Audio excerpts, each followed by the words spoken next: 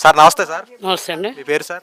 నా పేరు చాకా శ్రీనివాసరావు. సార్ ఏం పని చేస్తారు సార్? నాది కిరాణా షాపు. కిరాణా షాప్. ఎలా ఉంది సార్ ఇప్పుడు వ్యాపార పరిస్థితులు ఎలా ఉన్నాయి అంటారు? బాగానే ఉన్నాయండి. ఏంటి ఇప్పుడు నిత్యావసర రేట్లు అంటే సామాన్య ప్రజలు కొనుక్కునేటువంటి నిత్యావసర రేట్లు పెరిగాయా తగ్గాయి అంటారా ప్రస్తుతం? పెరగలేదండి, తగ్గినాయండి. అంటే గతంతో పోల్చుకుంటే ఎలా ఉన్నాయి, ఇప్పుడు ఎలా ఉన్నాయి? గతంతో పోల్చుకుంటే తగ్గినాయండి. అనగా ఇప్పుడు చంద్రబాబు నాయుడు గారు ముఖ్యంగా ముఖ్యమంత్రి అయిన తర్వాత ఇప్పటికి 13 నెలలు పూర్తయింది. ఎలా అనిపించింది ఈ సంవత్సరం పరిపాలన మీకు? ఎలా అనిపించింది? నేను తెలుగుదేశం వీరాభిమాని. తర్వాత 2001 నుంచి 2005 దాకా వార్డు మెంబర్గా పనిచేశాను. ఈ ఏరియా ప్రతి అణువణువు నాకు తెలుసు. వాళ్ళ సమస్యలు ఏమైనా ఉంటే నా దగ్గరికే మెయిన్గా వస్తుంటారు. కాబట్టి పెన్షన్లో కొద్దిగా రావాల్సినవి ఉన్నాయి. 90% ఇచ్చాం, ఒక 10% రావాల్సినవి ఉన్నాయి. అవి వస్తే ఇంకా హ్యాపీగా ఉంటారని నేను అనుకుంటున్నాను. మీరు ఇప్పుడు టీడీపీ వీరాభిమాని అంటున్నారు అంటే ఓపెన్గా ఒక మాట, కొంతమంది మాట్లాడేటువంటి మాట ఏంటంటే పథకాలు ఇచ్చిన పథకాలు అందట్లేదు, కేవలం పార్టీ భేదాలు చూపిస్తున్నారు, టీడీపీ వాళ్ళకి మాత్రమే అందుతున్నాయి, వైసీపీ వాళ్ళకి అందట్లేదని చెప్పి కొంతమంది వ్యాఖ్యలు చేస్తున్నారు. ఇది వ్యాఖ్యలు నాకు నిజమేనంటారా? ఇది మన ఏలూరు నియోజకవర్గం, మాది శనివారపేట.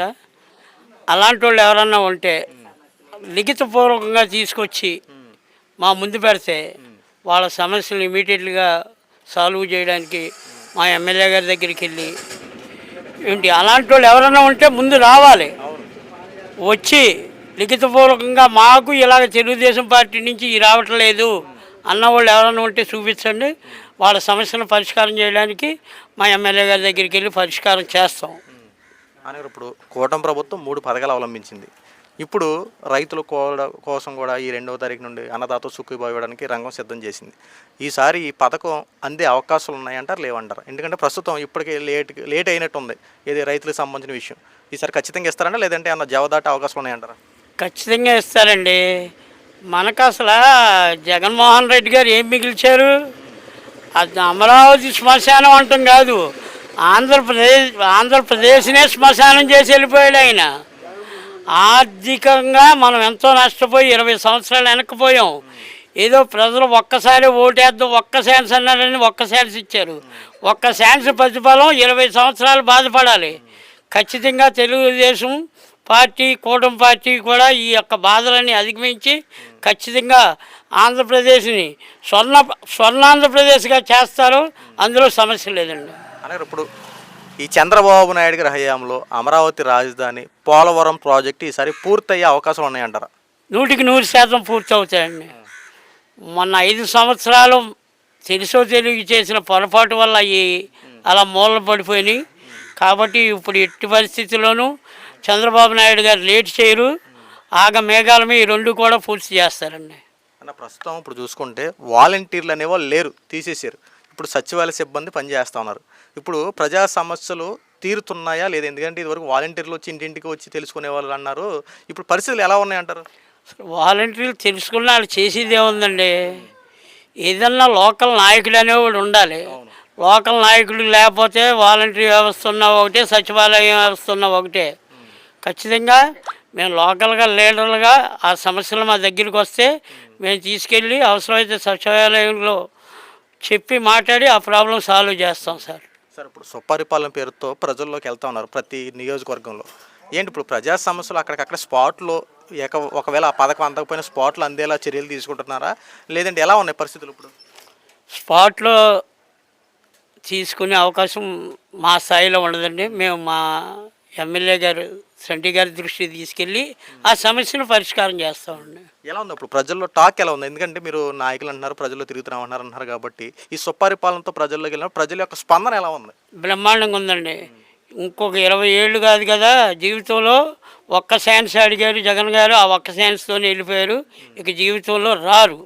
అంటే ఇప్పుడు జగన్మోహన్ రెడ్డి ఏమంటున్నాడంటే బాబు షూరిటీ భవిష్యత్ గ్యారంటీ అన్నాడు, కానీ బాబు షూరిటీ మోసం గ్యారంటీగా జరిగింది ఈ సంవత్సర పరిపాలనలో.